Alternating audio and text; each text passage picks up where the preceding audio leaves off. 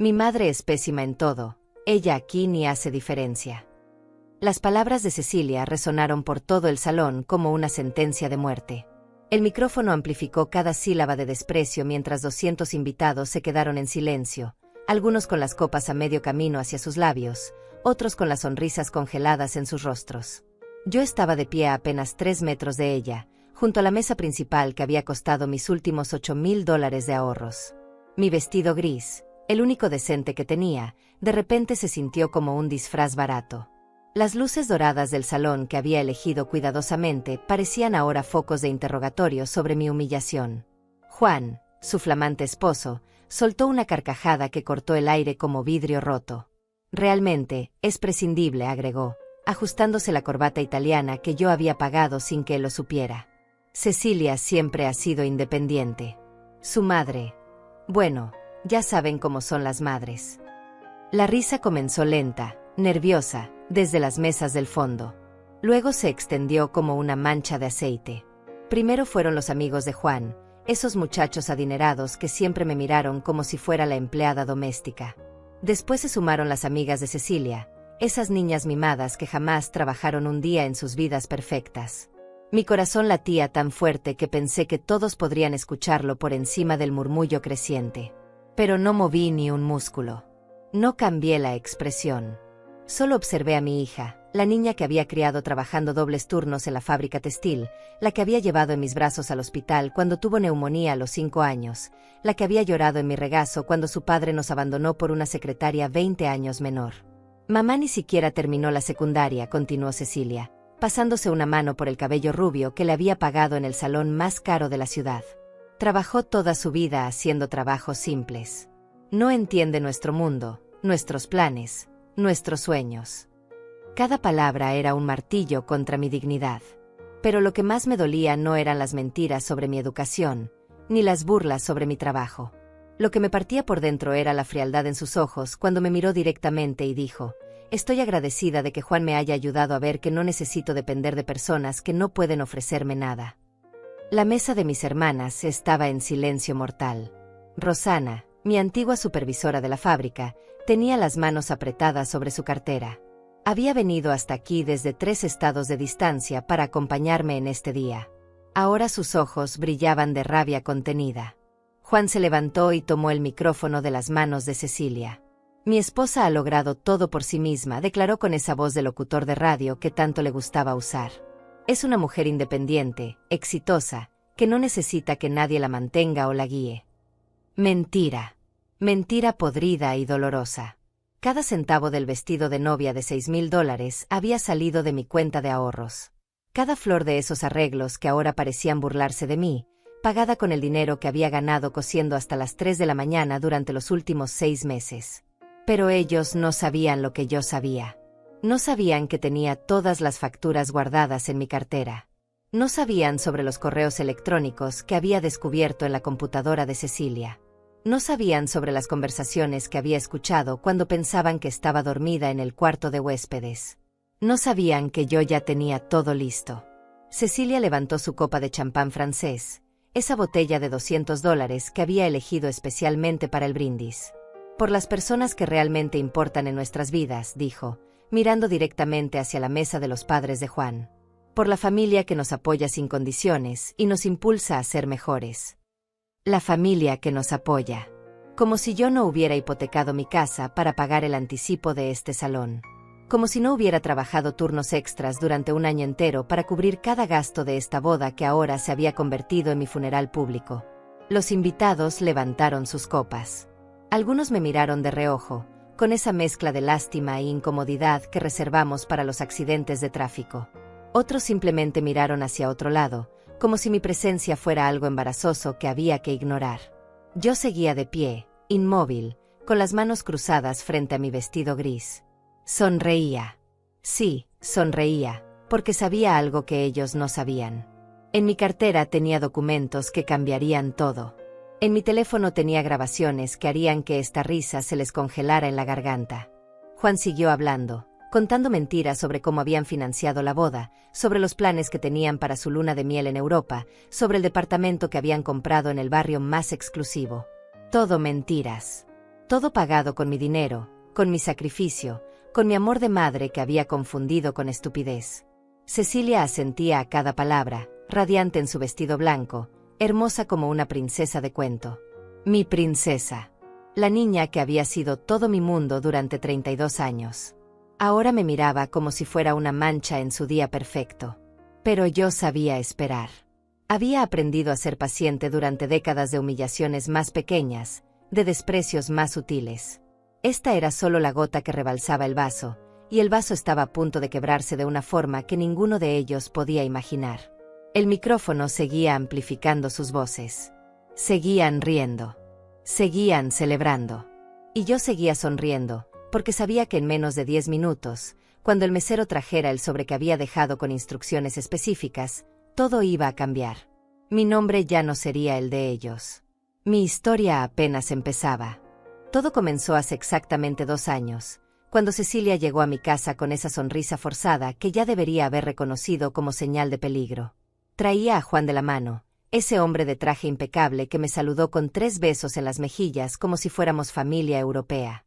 «Mamá, tengo noticias maravillosas», me dijo mientras se sentaba en mi sofá gastado, el mismo donde había hecho la tarea durante toda su infancia.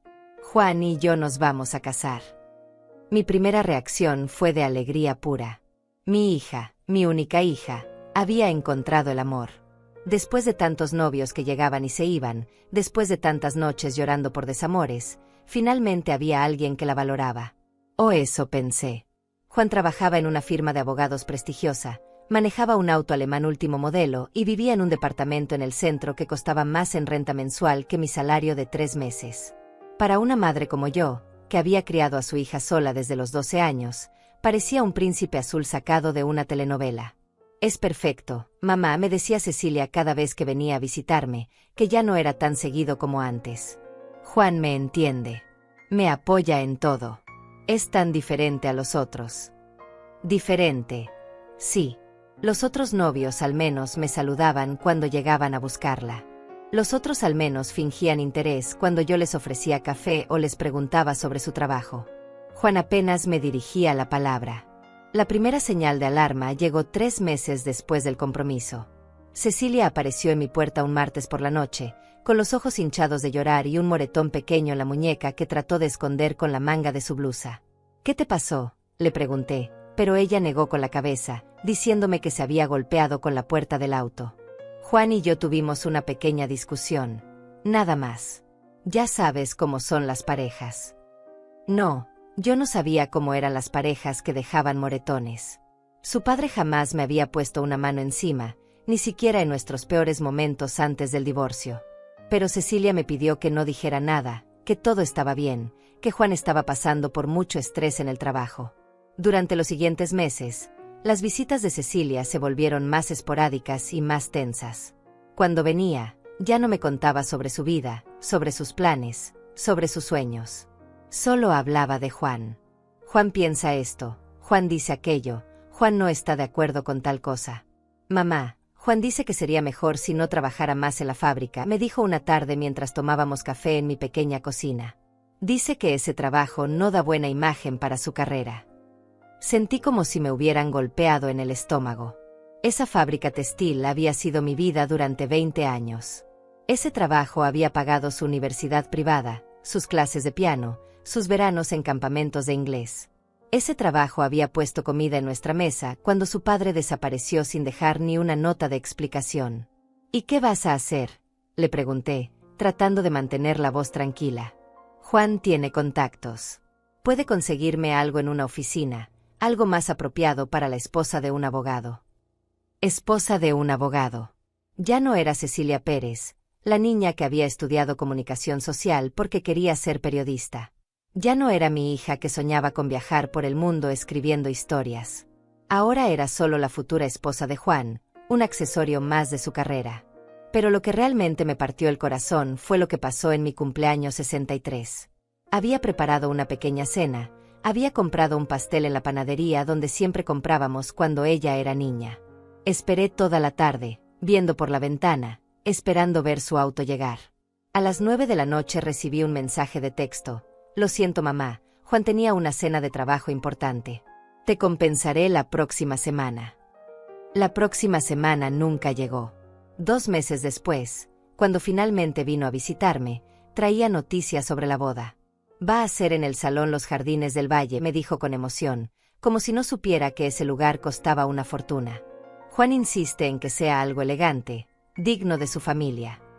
Su familia. No nuestra familia. Su familia.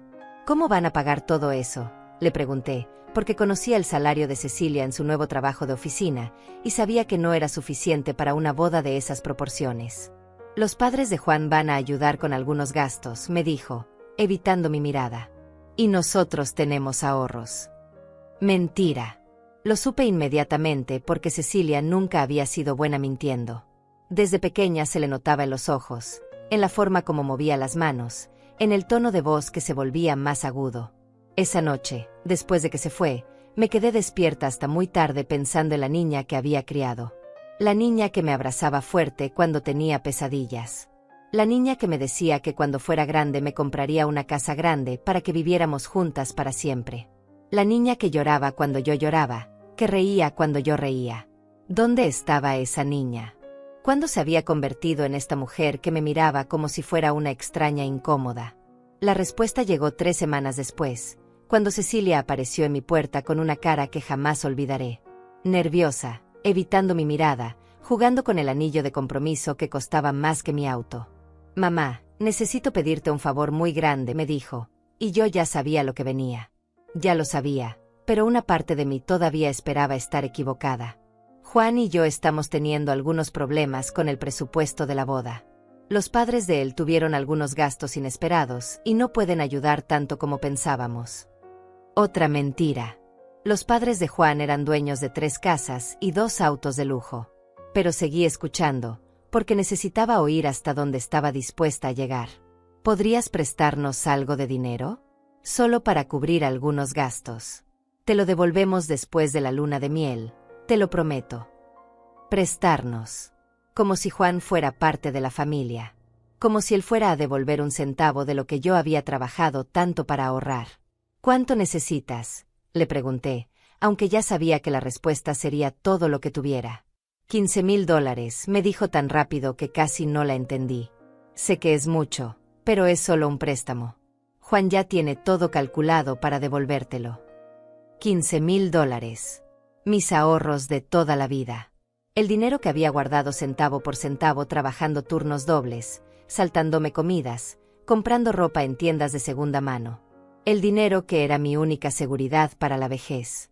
Miré a mi hija, a esa mujer que ya no reconocía, y por primera vez en mi vida como madre, sentí algo que jamás pensé que sentiría hacia ella, decepción profunda, dolorosa, que me quemaba por dentro como fuego. Pero le dije que sí, porque era mi hija, porque la amaba, porque todavía creía que en algún lugar dentro de esa mujer estaba mi niñita. No sabía que ese sí sería el comienzo de mi despertar. Al día siguiente fui al banco y retiré los $15,000. La empleada me preguntó 3 veces si estaba segura, si no era víctima de alguna estafa. Es para mi hija, le dije, y ella asintió con esa sonrisa comprensiva que tienen las madres. Cuando le entregué el sobre con el dinero a Cecilia, esperé al menos un abrazo, unas palabras de agradecimiento, algo que me recordara que seguía siendo su madre. Pero ella solo contó los billetes rápidamente y los guardó en su cartera de marca. Gracias, mamá, sabía que podía contar contigo, me dijo, dándome un beso en la mejilla que se sintió frío como el hielo. Juan va a estar tan aliviado. Ha estado muy estresado con todos estos gastos. Estresado. Juan estaba estresado por gastar mi dinero. Esa fue la última vez que Cecilia vino a mi casa por voluntad propia. 2 meses después de entregarle mis ahorros a Cecilia, descubrí algo que me cambió para siempre. Había ido a visitarla por sorpresa un sábado por la mañana, con la excusa de llevarle unas empanadas que había hecho la noche anterior. En realidad, solo quería ver a mi hija, abrazarla, sentir que todavía tenía una familia. Toqué el timbre del departamento que compartía con Juan, pero nadie respondió. El portero me reconoció y me dejó subir, diciendo que había visto salir a Juan temprano, pero que Cecilia debía estar durmiendo.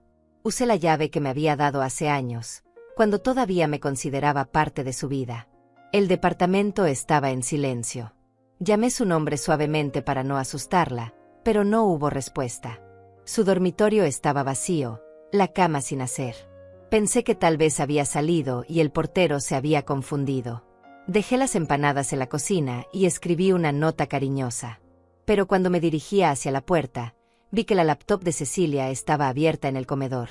La pantalla mostraba una conversación de chat que me heló la sangre.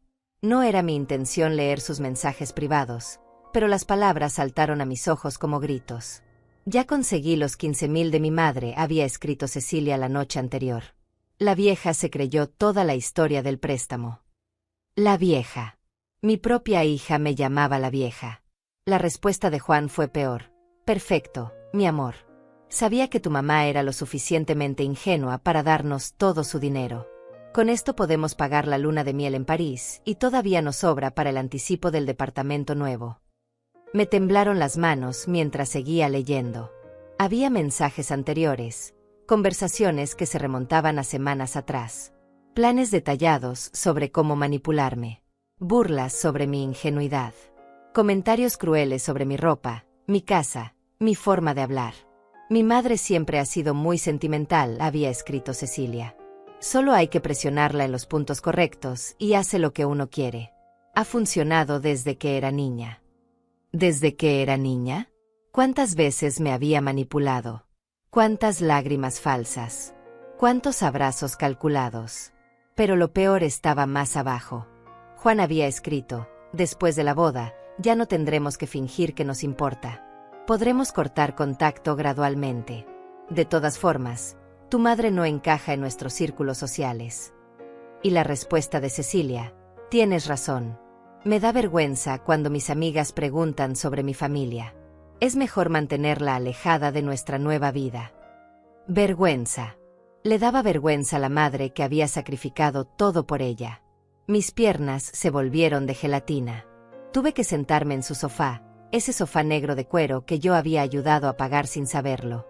El mismo sofá donde me había sentado tantas veces a escuchar sus problemas, a darle consejos, a secar sus lágrimas. Seguí leyendo, aunque cada palabra era como un clavo en mi corazón. Había capturas de pantalla de las cuentas bancarias de Juan, mostrando cantidades que me marearon. Tenían más de $80,000 ahorrados. $80,000, y me habían pedido mis últimos 15,000 con lágrimas en los ojos. Había fotografías de casas que estaban viendo para comprar después de la boda. Casas de $300,000, $400,000. Casas con jardines enormes y piscinas, mientras yo vivía en mi departamento de 2 habitaciones donde la calefacción no funcionaba bien. Pero lo que terminó de destruirme fue encontrar un archivo que se llamaba Plan Post-Boda. Era un documento de varias páginas que detallaba cómo iban a distanciarse de mí gradualmente. Primeras excusas para no visitarme. Después, espaciar las llamadas telefónicas. Finalmente, contacto mínimo solo en fechas obligatorias como Navidad y mi cumpleaños. La idea es que entienda naturalmente que ya no necesitamos su presencia constante, había escrito Juan. Cecilia será más feliz sin esa carga emocional. Carga emocional. Eso era yo para ellos. Una carga. En ese momento escuché las llaves en la puerta. Mi corazón se aceleró tanto que pensé que me daría un infarto. Cerré rápidamente la laptop y fingí estar arreglando las flores del centro de mesa. Cecilia entró cargando bolsas de compras de tiendas caras. Traía puesto un vestido que no había visto antes, zapatos que brillaban como si fueran nuevos. Todo pagado con mi dinero, con mi sacrificio. «Mamá, ¿qué haces aquí?», me dijo, y por primera vez pude escuchar la irritación que siempre había estado ahí, escondida detrás de sonrisas falsas. «Te traje empanadas», le dije con una voz que no reconocí como mía. «Están en la cocina». «Ay, mamá, sabes que Juan y yo estamos cuidando nuestra alimentación. Tratamos de no comer cosas tan pesadas». Cosas tan pesadas. Las empanadas que había aprendido a hacer de mi madre, las mismas que Cecilia devoraba cuando era niña y me pedía que le enseñara la receta para cocinarle a sus futuros hijos. «¿Tienes ropa nueva?», le dije, tratando de sonar casual. «Sí, Juan me sorprendió ayer. Dice que necesito verme bien para la boda, que muchas personas importantes van a estar allí». Personas importantes. Que no me incluían a mí. Esa tarde salí de su departamento sintiéndome como una extraña, como una intrusa en la vida de mi propia hija. Pero algo había cambiado en mí durante esas 2 horas. Algo se había roto definitivamente, pero al mismo tiempo, algo nuevo había comenzado a nacer. En el viaje de regreso a mi casa, no lloré como habría hecho antes. No me lamenté como había hecho tantas veces en los últimos meses. En lugar de eso, comencé a planear. Si querían tratarme como una extraña, si querían usar mi amor como una herramienta para conseguir dinero, si querían avergonzarse de la madre que les había dado todo, entonces estaba bien. Pero lo harían según mis reglas. Esa noche, por primera vez en meses, dormí profundamente. Porque finalmente sabía quién era mi enemigo. Y mi enemigo era alguien que conocía mejor que nadie en el mundo. Alguien cuyas debilidades había visto crecer durante 32 años. Alguien que no tenía idea de lo que su madre era capaz de hacer cuando finalmente despertaba. El lunes siguiente, después de descubrir esos mensajes, hice algo que jamás había hecho en mi vida: falté al trabajo sin estar enferma. Me quedé en casa, sentada en mi mesa de la cocina con una libreta vieja y una taza de café que se enfrió mientras escribía todo lo que sabía sobre Cecilia y Juan. Sus horarios, sus debilidades, sus mentiras, sus secretos. Cecilia siempre había sido descuidada con sus cosas importantes. Desde niña perdía las llaves, olvidaba las tareas, dejaba documentos tirados por toda la casa. Juan, por el contrario, era meticuloso hasta la obsesión. Todo tenía que estar perfecto, controlado, planeado hasta el último detalle. Esa diferencia sería mi primera ventaja. Durante los siguientes días, comencé a observarlos de formas que nunca había hecho antes. No como madre preocupada, sino como estratega. Cuando Cecilia me llamaba para contarme sobre los preparativos de la boda, yo escuchaba cada palabra buscando información útil. Juan está muy nervioso por la boda, me contó el miércoles. Quiere que todo salga perfecto porque van a estar algunos socios importantes de su firma. Dice que esta boda podría ayudar mucho a su carrera. Socios importantes. Reputación profesional. Esas eran las palabras clave que necesitaba. ¿Y cómo van con los pagos?, le pregunté, fingiendo preocupación maternal. Bien, mamá, no te preocupes. Ya casi tenemos todo cubierto. Mentira. Yo sabía exactamente cuánto costaba esa boda porque había estado pagando las facturas una por una. El salón, $8,000. Las flores, $3,000. El fotógrafo, $4,500. La comida, $12,000. La música, $2,000. El vestido de novia, $6,000. $35,500 en total, de los cuales, más de 20,000 habían salido directa o indirectamente de mis cuentas. Esa misma semana, hice algo que me sorprendió a mí misma: contraté a un detective privado. Se llamaba César Ortiz, un hombre de unos 50 años que había sido recomendado por Rosana, mi ex supervisora en la fábrica. Su esposo había usado sus servicios años atrás para investigar el robo en su negocio. Necesito que investiguen a estas 2 personas, le dije, entregándole una foto de Cecilia y Juan que había imprimido de las redes sociales. Quiero saber todo sobre sus finanzas, sus actividades, sus contactos. Todo. César me miró con esos ojos cansados que tienen los hombres que han visto demasiado. ¿Puedo preguntar por qué? Son mi hija y su prometido, le dije sin pestañear. Y me están robando. Su expresión cambió inmediatamente. Entiendo. Esto tomará unas 2 semanas. Mi tarifa es de $500. $500. Una semana de mi salario. Pero valía cada centavo si me ayudaba a recuperar mi dignidad. Mientras César trabajaba, yo comencé mi propia investigación. Empecé a revisar todos los documentos que tenía guardados sobre los pagos de la boda. Facturas, recibos, transferencias bancarias. Cada papel que demostrara que yo había financiado todo. También comencé a grabar nuestras conversaciones telefónicas. Compré una aplicación para mi teléfono que registraba todas las llamadas automáticamente. No era legal usarlas como evidencia en un juicio, pero no necesitaba un juicio. Solo necesitaba la verdad. El viernes de esa semana, Cecilia vino a visitarme para pedirme otro favor. Esta vez quería que pagara el transporte para los invitados que venían de otras ciudades. Solo son $3,000 más, mamá. Es que Juan quiere que sus familiares se sientan bienvenidos. ¿No pueden pagar ellos mismos sus gastos de viaje?, le pregunté.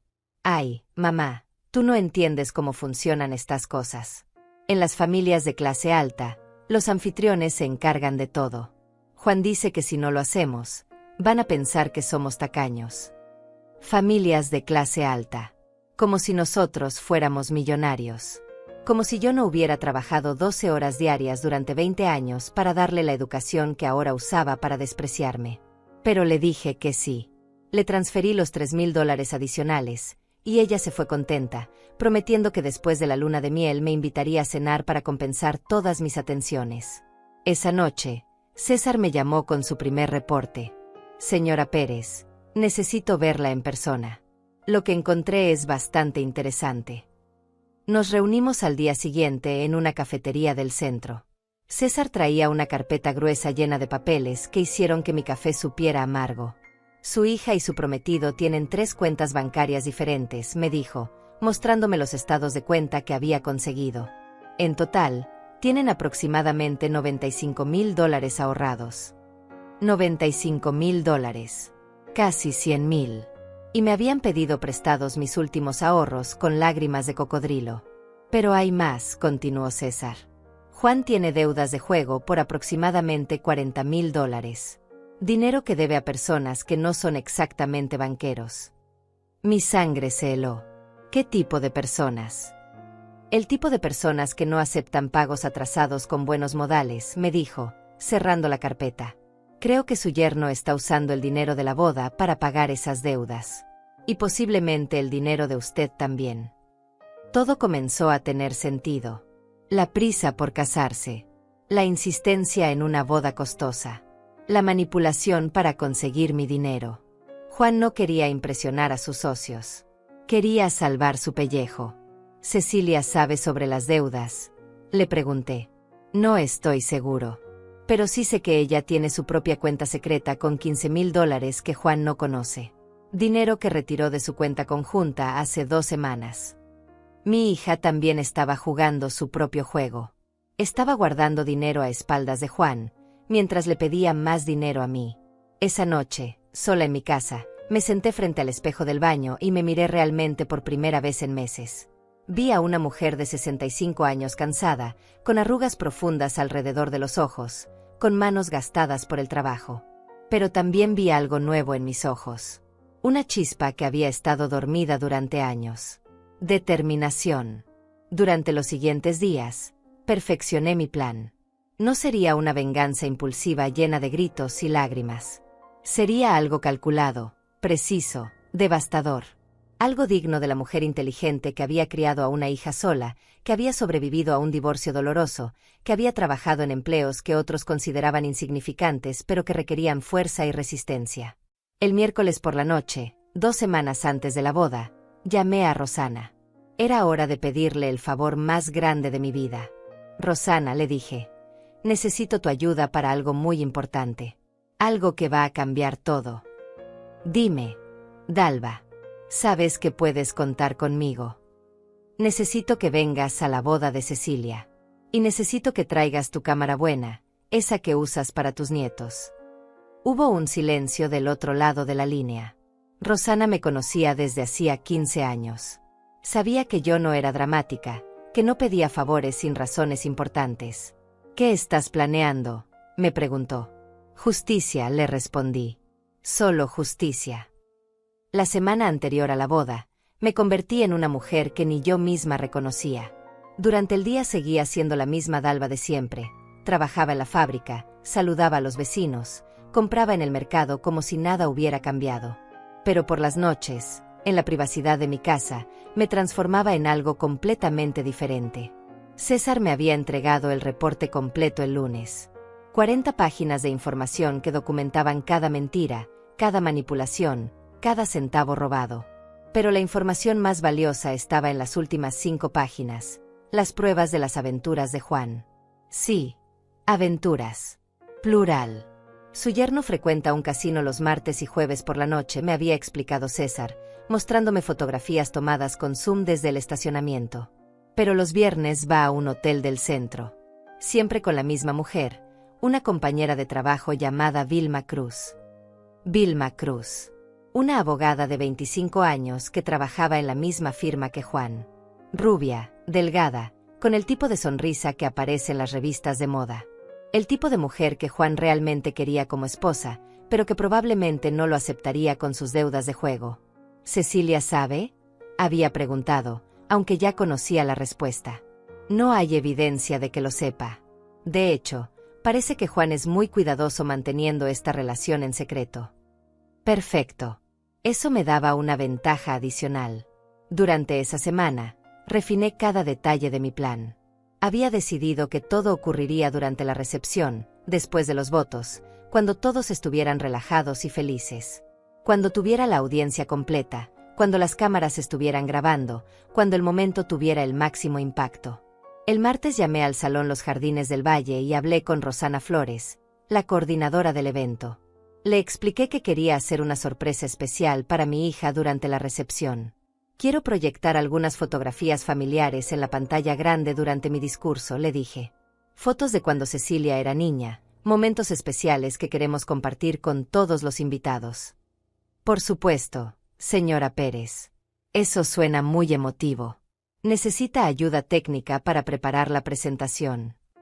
No se preocupe, ya tengo todo preparado.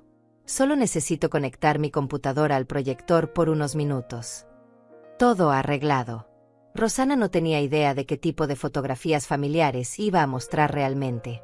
El miércoles fui al banco y retiré todos mis documentos de la caja de seguridad. Contratos, recibos, estados de cuenta, todo lo que demostraba mi participación financiera en la boda. Hice copias de todo y guardé los originales en un sobresellado que dejé con mi abogado, un hombre mayor que había manejado mi divorcio años atrás. Si algo me pasa, le dije, quiero que estos documentos se hagan públicos.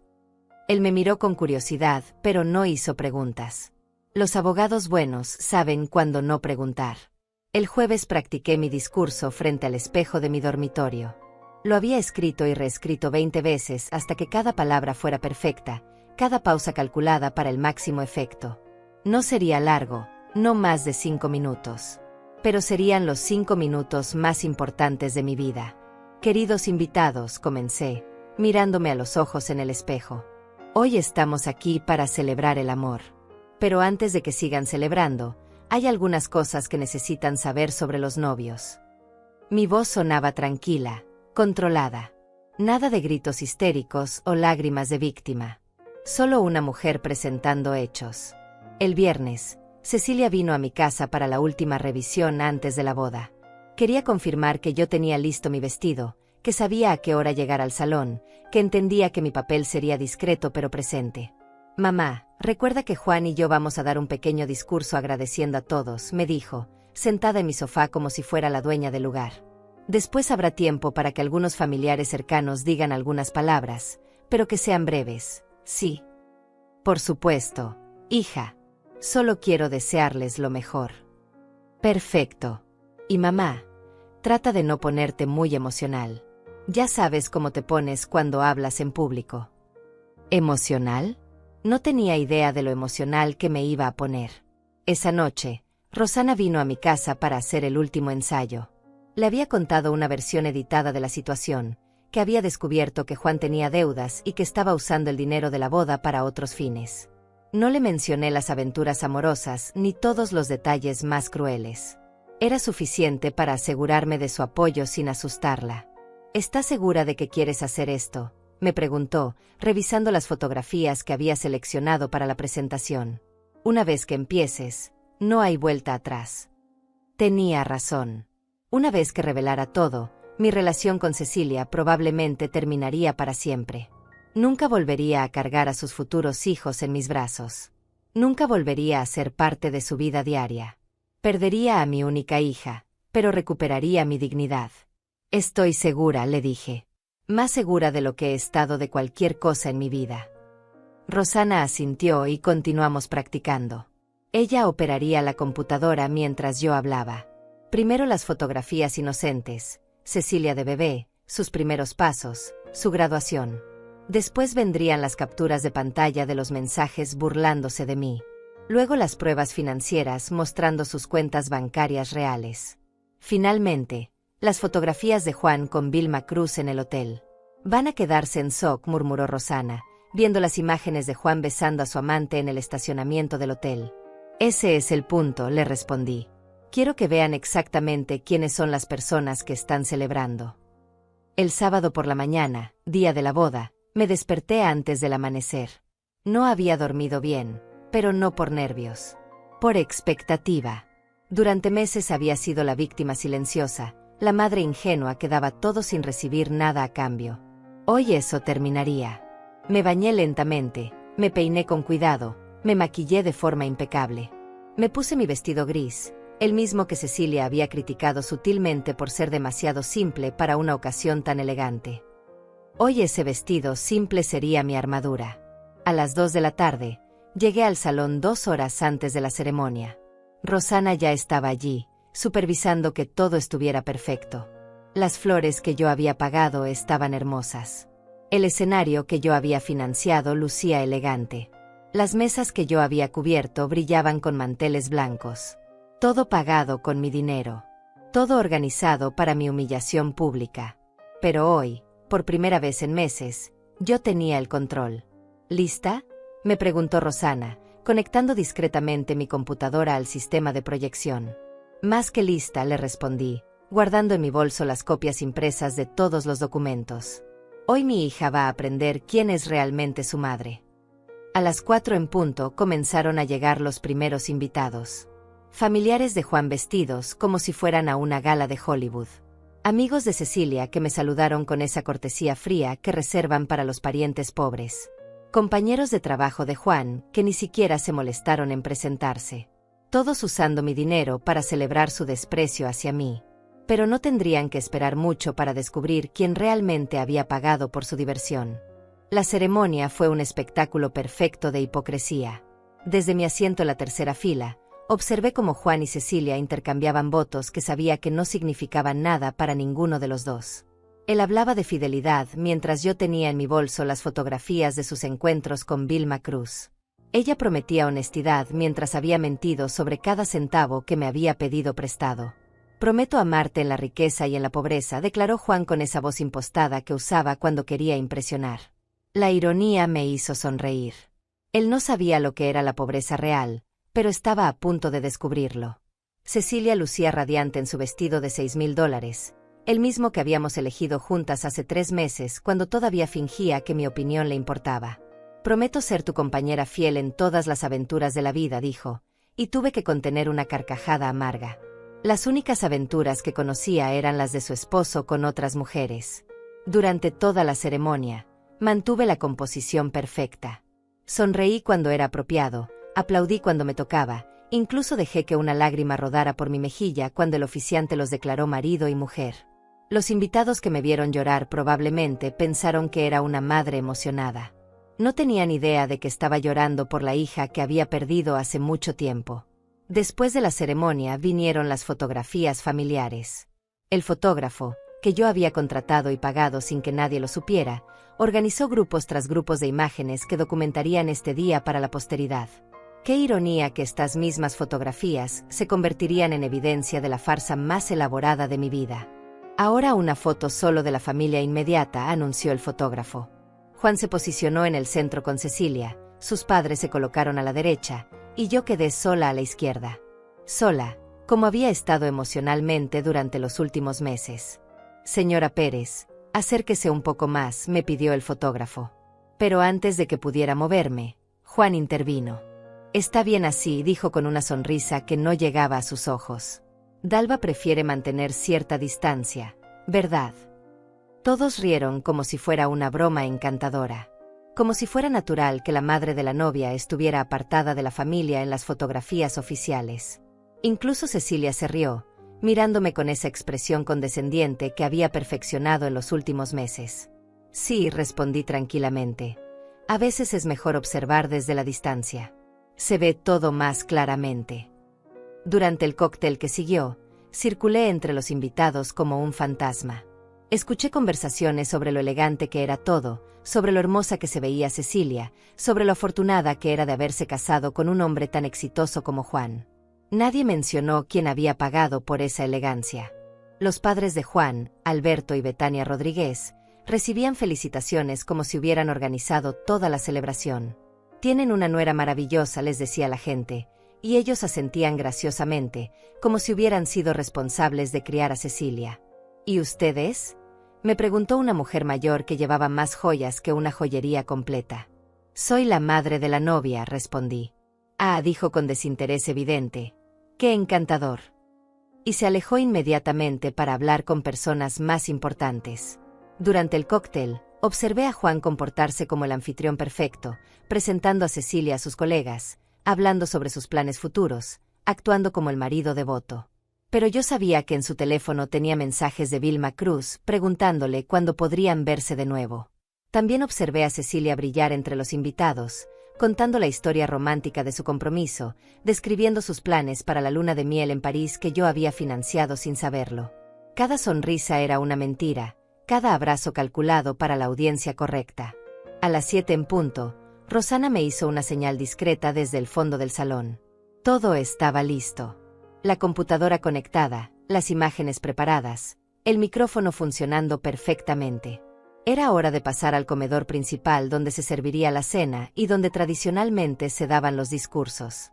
El salón principal estaba decorado como un palacio. Candelabros de cristal que yo había alquilado colgaban del techo. Centros de mesa con flores que yo había elegido adornaban cada mesa. Manteles de lino que yo había pagado cubrían las mesas donde se sentarían 200 personas a comer la comida que yo había financiado. Me asignaron la mesa número 8, lejos de la mesa principal donde se sentaban los novios y las familias importantes. Una mesa con tías lejanas, vecinos antiguos y algunas compañeras de trabajo de la fábrica que Cecilia había invitado por obligación social. La mesa de los descartables. Pero desde esa mesa tenía la vista perfecta del escenario donde pronto tendría lugar mi actuación final. La cena transcurrió en relativa normalidad. Sopa de entrada, ensalada, plato principal, postre. Todo delicioso, todo elegante, todo pagado con el dinero que había ahorrado trabajando turnos dobles durante años. Cada bocado me sabía a justicia aplazada. Durante la cena, Juan se levantó varias veces para saludar mesas, para recibir felicitaciones, para actuar como el perfecto novio social. En una de esas vueltas, pasó cerca de mi mesa y me dedicó una sonrisa condescendiente. «Dalva, espero que esté disfrutando la cena», me dijo con esa falsa cortesía que había perfeccionado. Cecilia y yo queríamos asegurarnos de que todos nuestros invitados se sintieran cómodos. Nuestros invitados. En el evento que yo había pagado. «La comida está deliciosa», le respondí con mi mejor sonrisa. «Debe haber costado una fortuna». «Bueno, cuando uno ama, no escatima gastos», respondió, ajustándose la corbata que yo había financiado. «Cecilia se merece lo mejor». «Estoy completamente de acuerdo», le dije. «Se merece exactamente lo que va a recibir». Hubo algo en mi tono que lo hizo dudar por un segundo, pero la música y las conversaciones del salón ahogaron cualquier pregunta que pudiera haber tenido. Se alejó para seguir actuando como el anfitrión generoso. A las 9 en punto terminó el postre y comenzó el momento que había estado esperando durante semanas. El maestro de ceremonias tomó el micrófono para anunciar el segmento de discursos. «Damas y caballeros, es hora de escuchar algunas palabras de las personas más importantes en la vida de nuestros queridos novios». Mi corazón comenzó a latir más rápido, pero no de nervios. De anticipación pura. Después de meses de ser tratada como invisible, finalmente tendría la atención completa de todos. Juan fue el primero en hablar. Su discurso fue exactamente lo que esperaba, superficial, pretencioso, lleno de referencias a su brillante futuro juntos.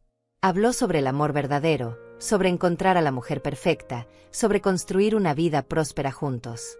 Cada palabra era una mentira envuelta en papel dorado. Después habló Cecilia, y su discurso fue el momento que cambió todo. El momento donde decidió humillarme públicamente, donde creyó que podía descartar definitivamente a la madre que la había criado sola. Fue entonces cuando supe que ya no había vuelta atrás. Cuando entendí que mi hija había elegido su bando, y ese bando no me incluía. Pero ella no sabía que yo también había elegido mi bando. Y mi bando estaba a punto de ganar. Cuando Cecilia terminó su discurso humillante y los invitados dejaron de reírse de mí, el maestro de ceremonias se acercó al micrófono con una sonrisa incómoda. El ambiente seguía tenso después de las palabras crueles de mi hija, pero la música suave trataba de disimular el malestar que algunos invitados claramente sentían. Bueno, dijo nerviosamente. Ahora invitamos a otros familiares que quieran compartir algunas palabras con los novios. Era mi momento. Me levanté de la mesa número 8 con la tranquilidad de una reina que se dirige a su coronación. Mis pasos resonaron en el silencio súbito que se apoderó del salón. Algunos invitados me miraron con lástima, otros con curiosidad morbosa, esperando ver a la madre humillada intentar recuperar algo de dignidad. No tenían idea de lo que estaba a punto de presenciar. Me gustaría decir algunas palabras, anuncié cuando llegué al micrófono. Mi voz sonó clara y firme, sin rastro del temblor que había esperado sentir. Cecilia y Juan intercambiaron una mirada de pánico desde la mesa principal. Juan se inclinó hacia mi hija y le susurró algo al oído. Probablemente le estaba diciendo que me detuviera antes de que dijera algo embarazoso. Pero ya era demasiado tarde para detenerme. Queridos invitados, comencé, mirando directamente a la audiencia de 200 personas, hoy estamos aquí para celebrar el amor. Pero antes de que sigan celebrando, hay algunas cosas que necesitan saber sobre esta hermosa pareja. Hice una señal casi imperceptible a Rosana, que estaba pesichend junto al equipo de proyección en el fondo del salón. La pantalla grande que había sido usada para mostrar fotografías románticas durante la cena se iluminó de nuevo.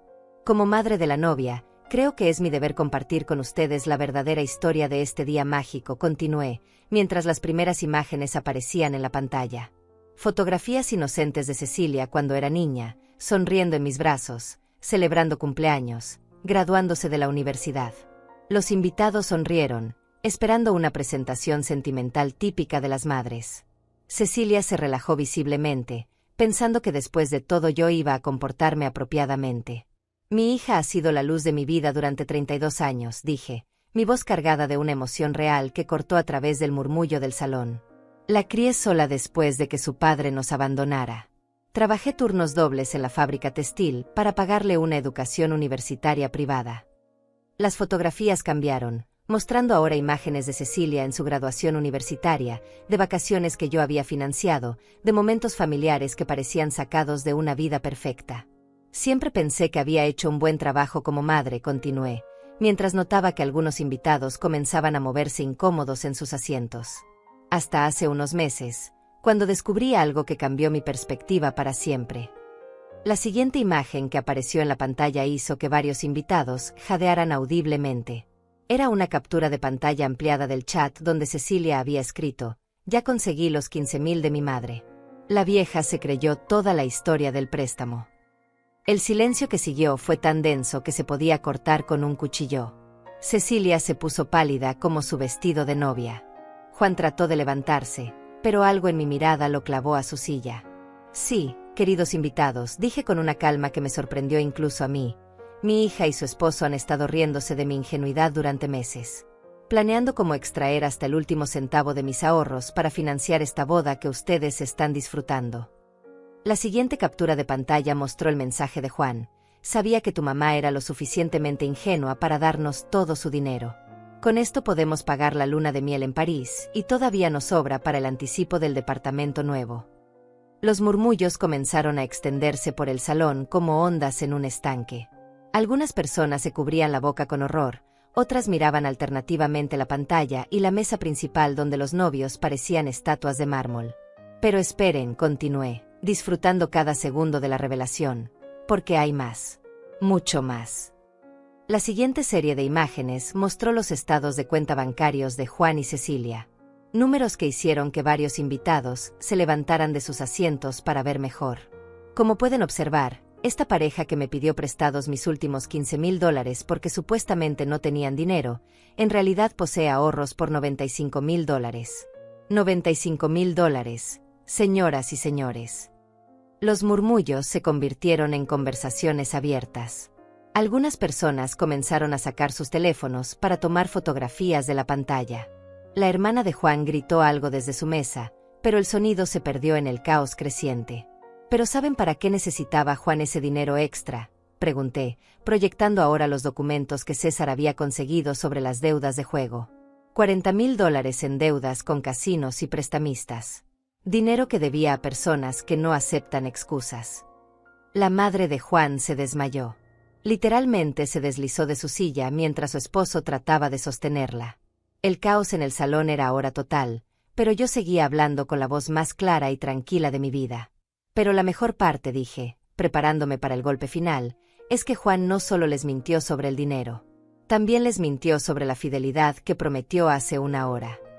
Las últimas imágenes que aparecieron en la pantalla fueron las fotografías que César había tomado de Juan con Vilma Cruz. Juan entrando al hotel. Juan besando a otra mujer. Juan saliendo del hotel con la camisa desarreglada. Vilma Cruz, que estaba presente en la boda como invitada de la firma de abogados, gritó y salió corriendo del salón. Su huida confirmó a todos los presentes que las fotografías eran reales y recientes. Cecilia finalmente encontró su voz. «Mamá, detente», gritó, pero su voz se quebró en un sollozo. «Por favor, detente». «¿Por qué debería detenerme, hija?», le respondí, girándome para mirarla directamente. «Tú no te detuviste cuando decidiste humillarme públicamente hace 10 minutos. Tú no te detuviste cuando escribiste que tu madre era una vieja ingenua. Tú no te detuviste cuando robaste mis ahorros de toda la vida». Juan finalmente se puso de pie, su cara roja de ira y vergüenza. «Esto es ridículo. Estas acusaciones son falsas». «¿En serio?», pregunté, sacando de mi bolso las copias impresas de todos los documentos. «Porque aquí tengo los recibos de cada centavo que he pagado por esta boda. El salón, $8,000, pagado con mi tarjeta de crédito. Las flores, $3,000, transferencia directa de mi cuenta. El fotógrafo, $4,500, cheque firmado por mí». Comencé a leer la lista completa mientras caminaba entre las mesas, mostrando los documentos a los invitados que se acercaban para verlos mejor. El vestido de novia, $6,000. La comida que acaban de disfrutar, $12,000. La música que están escuchando, $2,000. El transporte para los familiares de Juan, $3,000 adicionales que mi hija me pidió la semana pasada. Los números se sumaban ante los ojos de todos los presentes. $38,500 en total. Casi el doble de lo que Juan debía por sus adicciones al juego. Pero lo más hermoso de todo, dije, regresando al micrófono para el gran final, es que ustedes pensaron que podían deshacerse de mí después de exprimirme hasta la última gota. Pensaron que después de esta noche, la vieja estúpida desaparecería silenciosamente de sus vidas perfectas. Miré directamente a Cecilia, que lloraba sin control, su maquillaje perfecto arruinado por las lágrimas de humillación. Se equivocaron. El salón estaba en caos total. Algunos invitados se dirigían hacia las salidas, otros se agrupaban en conversaciones intensas, muchos seguían tomando fotografías y grabando videos con sus teléfonos. Los meseros habían dejado de servir y observaban la escena con las bocas abiertas. Pero yo no había terminado. Faltaba el golpe final. El golpe que cambiaría todo para siempre. El caos en el salón había alcanzado su punto máximo, pero yo sabía que tenía que actuar rápido antes de que alguien tratara de detenerme o de que los novios escaparan. Juan se había puesto de pie y parecía estar calculando si podría llegar hasta mí para quitarme el micrófono. Cecilia seguía llorando, pero ahora con una mezcla de humillación y rabia que reconocí de cuando era adolescente y la descubría en alguna mentira. «Pero esto no termina aquí», anuncié, alzando la voz sobre el murmullo creciente de los invitados. «Porque lo que ustedes no saben es que esta noche no solo estoy exponiendo la verdad, también estoy tomando acción». Saqué de mi bolso una carpeta gruesa que había mantenido reservada para este momento. Documentos legales que había preparado durante las últimas 2 semanas con la ayuda de mi abogado. Verán, queridos invitados, cuando uno paga por una boda completa, técnicamente se convierte en la anfitriona del evento. Y como anfitriona, tengo ciertos derechos. Juan había comenzado a caminar hacia mí, pero se detuvo cuando vio los papeles en mis manos. Algo en su cara me dijo que había comenzado a entender la magnitud de lo que estaba a punto de suceder. Hace una semana presenté una demanda civil contra Juan Rodríguez por fraude y estafa, continué, abriendo la primera página de documentos. Todas las transferencias de dinero que hice para esta boda fueron realizadas bajo pretensiones falsas. Dinero obtenido mediante mentiras y manipulación emocional constituye fraude según la ley estatal. Los abogados presentes en el salón, colegas de Juan, se acercaron para escuchar mejor. Algunos comenzaron a susurrar entre ellos, probablemente evaluando las implicaciones legales de lo que estaba describiendo. Además, continué, sacando otro documento, presenté una queja formal ante el Colegio de Abogados del Estado contra Juan Rodríguez por conducta no ética. Un abogado que comete fraude contra miembros de su familia no es apto para ejercer la profesión. Juan se puso blanco como el papel. Su carrera, su reputación, todo por lo que había trabajado estaba siendo destruido en tiempo real frente a sus colegas y superiores. Pero esperen, porque hay más, dije, disfrutando la expresión de terror creciente en sus caras. También contacté a los prestamistas a quienes Juan debe esos $40,000. Les informé que el dinero que planeaba usar para pagarles fue obtenido de forma fraudulenta y que pronto sería recuperado a través de acciones legales. El horror en la cara de Juan era total ahora. No solo iba a perder el dinero que había robado, sino que sus acreedores peligrosos sabrían exactamente por qué no podría pagarles. Y ahora viene mi parte favorita, anuncié, sacando el documento final de mi carpeta.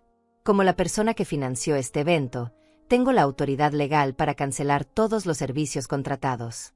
Lo cual significa... Hice una pausa dramática mientras todos los invitados contenían la respiración. Que esta recepción termina ahora mismo. Como si hubiera dado una orden militar, Rosana activó una señal que había planeado con anticipación. Las luces del salón se encendieron completamente, la música se detuvo de golpe, y los meseros comenzaron a retirar los manteles de las mesas siguiendo instrucciones que yo había dado previamente. El bar está cerrado, la música ha terminado, y el salón debe ser desalojado en los próximos 30 minutos, continué mientras el personal del evento ejecutaba mi plan con precisión militar. Todos los servicios han sido cancelados por la anfitriona que los financió. El pánico entre los invitados era total. 200 personas bien vestidas corrían hacia las salidas, algunos todavía cargando sus copas de champán, otros tratando de tomar fotografías de último momento del desastre más grande que habían presenciado en sus vidas. Pero yo no había terminado con los novios. Cecilia, dije, caminando hacia la mesa principal donde mi hija seguía sentada en shock, hay algo más que necesitas saber. Saqué de mi bolso un sobre que había estado guardando para este momento. Un sobre que contenía los documentos más dolorosos de todos. Estos son los papeles de adopción que firmé cuando tenías 3 años, le dije, abriendo el sobre frente a ella. Cuando tu padre biológico renunció a todos sus derechos porque no quería pagar manutención. Cecilia me miró con terror, sabiendo que esto iba a ser peor que todo lo anterior. Durante 29 años, he sido legalmente tu única madre. Tu única familia. La única persona en el mundo con obligación legal de cuidarte y apoyarte, continué, mi voz ahora cargada de una frialdad que ni yo sabía que poseía. Pero esas obligaciones pueden ser revocadas. Saqué el último documento de mi carpeta. Un papel que había firmado esa misma mañana en la oficina de mi abogado.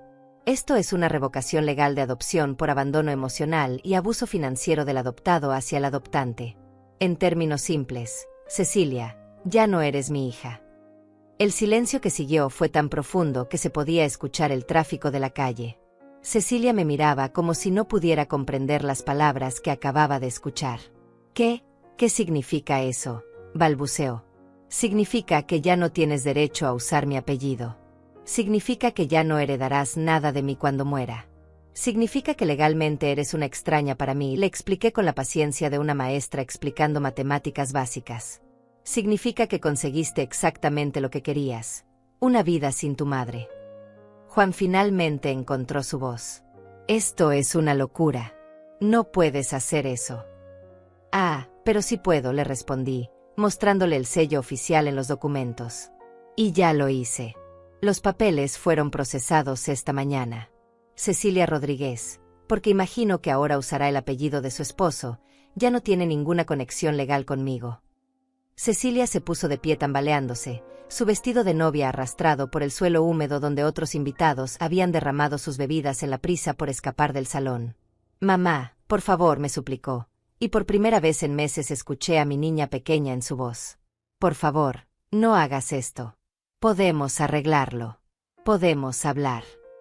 ¿Ahora quieres hablar?, le pregunté, sintiendo que mi corazón se partía y se endurecía al mismo tiempo. ¿Después de meses de mentiras? ¿Después de robar mis ahorros?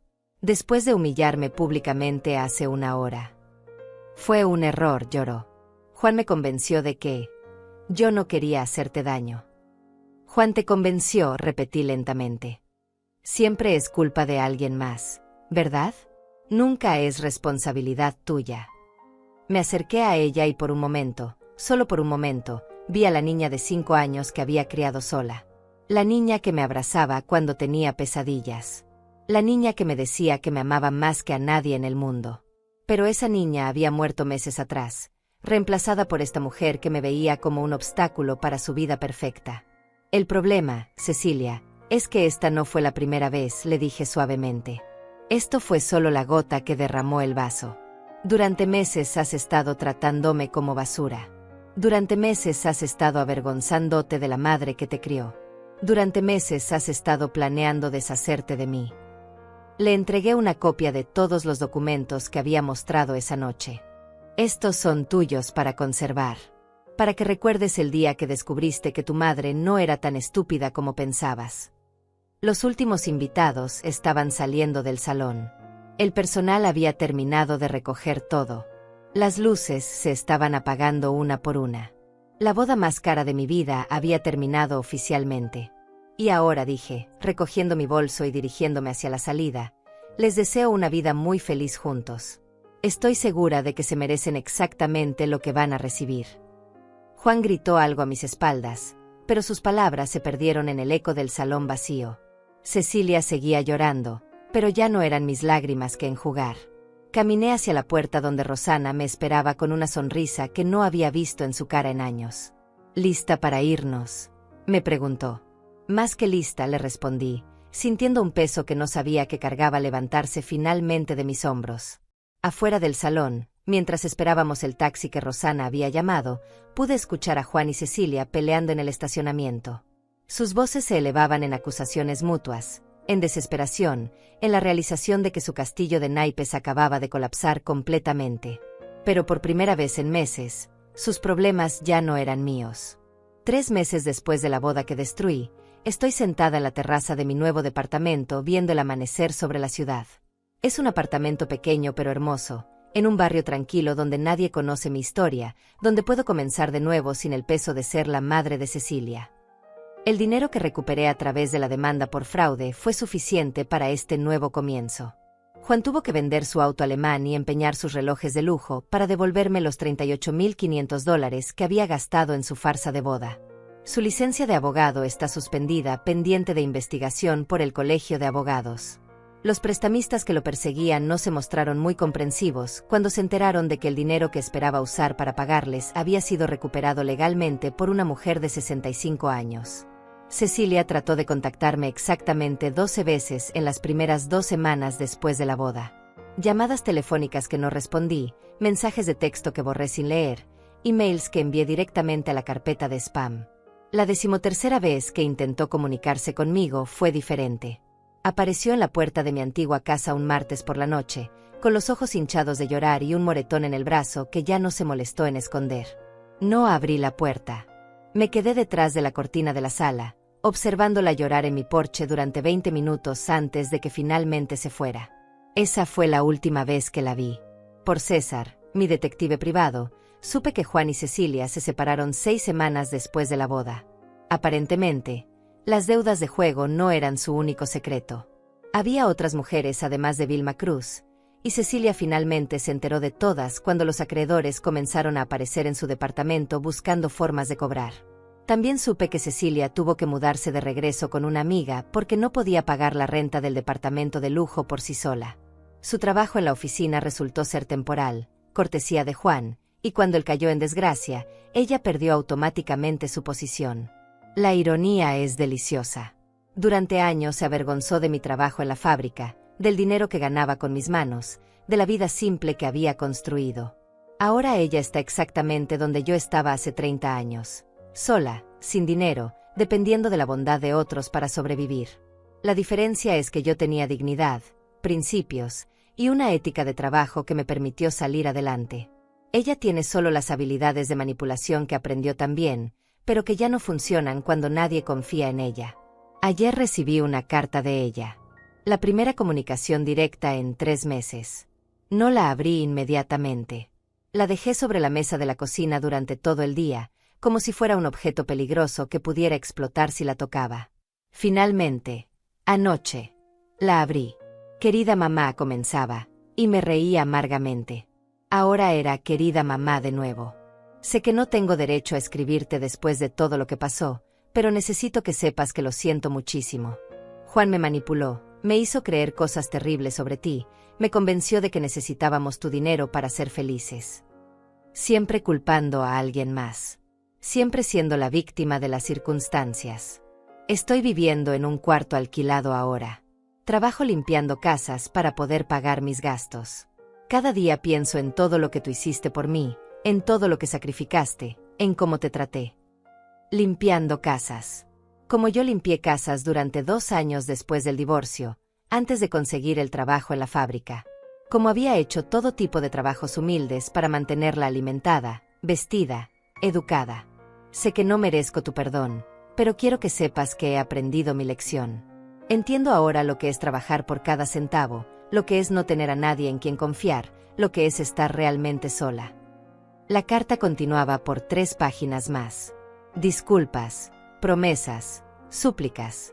Palabras que podrían haber significado algo si hubieran llegado antes de que me humillara públicamente, antes de que robara mis ahorros, antes de que planeara eliminarme de su vida. Al final de la carta había una postdata que me hizo sonreír con amargura. PS. No pude conseguir que reviertas los papeles de adopción. El abogado dice que necesitaría tu consentimiento.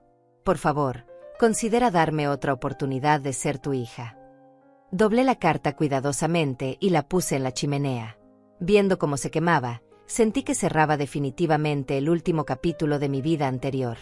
Esta mañana, mientras bebo café en mi terraza nueva, no siento tristeza por la hija que perdí. Siento alivio por la carga que finalmente solté. A los 65 años he aprendido algo que debería haber aprendido décadas antes. No todos merecen un lugar en tu vida, sin importar cuánto los ames. No todos merecen sacrificios infinitos, sin importar cuánto hayas invertido en ellos. Y no todos merecen segundas oportunidades, sin importar cuánto te supliquen. Ayer comencé a trabajar como voluntaria en un refugio para mujeres maltratadas. Mujeres que, como yo, han descubierto que a veces las personas más peligrosas para nosotras son las que supuestamente nos aman. Mi experiencia, mi fortaleza, mi historia de supervivencia, todo puede ayudar a otras mujeres a encontrar el valor para liberarse. También he comenzado a tomar clases de pintura. Algo que siempre quise hacer pero que nunca tuve tiempo porque estaba demasiado ocupada siendo la madre perfecta para una hija imperfecta. Resulta que tengo talento natural para los paisajes. El instructor dice que mis pinturas tienen una profundidad emocional que viene de haber vivido realmente. Por las tardes camino por el parque cerca de mi nuevo hogar y observo a las madres jóvenes empujando columpios, cargando niños que lloran, sacrificando sus sueños por el amor incondicional que sienten por sus hijos. Las entiendo completamente. Pero también quiero susurrarles un secreto que he aprendido demasiado tarde. Está bien poner límites a ese amor. Está bien exigir respeto a cambio de sacrificio. Está bien decir que no cuando te piden que entregues tu dignidad junto con tu dinero. El teléfono suena de vez en cuando. Números desconocidos que podrían ser Cecilia tratando de comunicarse desde diferentes teléfonos. Nunca respondo. He cambiado mi número 3 veces. Pero de alguna manera ella sigue encontrando formas de localizarme. No importa. Mi silencio es mi respuesta final. Anoche soñé con la niña pequeña que fue Cecilia alguna vez. La niña que me abrazaba cuando tenía pesadillas, que me ayudaba a hacer galletas en la cocina, que me decía que cuando creciera íbamos a vivir juntas para siempre en una casa grande con jardín. En el sueño, esa niña me preguntaba por qué la había abandonado. Pero cuando desperté, entendí que no había abandonado a esa niña. Esa niña había muerto hace años, lentamente, reemplazada por una mujer que nunca conocí realmente. La mujer que me robó, que me humilló, que planeó descartarme como basura inconveniente, esa mujer nunca fue mi hija. Fue una extraña que llevaba el nombre de mi hija, que tenía la cara de mi hija, pero que no tenía el corazón de la niña que crié.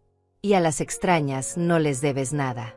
Ni perdón, ni segundas oportunidades, ni un lugar en tu nueva vida. Hoy es viernes. Esta tarde voy a almorzar con Rosana y algunas compañeras de la fábrica. Mujeres fuertes que entendieron inmediatamente por qué hice lo que hice, que me aplaudieron por finalmente defenderme, que me recuerdan que valgo más que los insultos y manipulaciones que toleré durante meses. Este fin de semana voy a pintar un autorretrato. No de la mujer cansada y humillada que fui durante los últimos años de mi maternidad, sino de la mujer fuerte y libre en la que me he convertido. Una mujer que finalmente entendió que a veces la mayor acto de amor propio es soltar a las personas que te lastiman, sin importar quiénes sean. Mi nombre ya no es el suyo. Mi historia apenas empieza.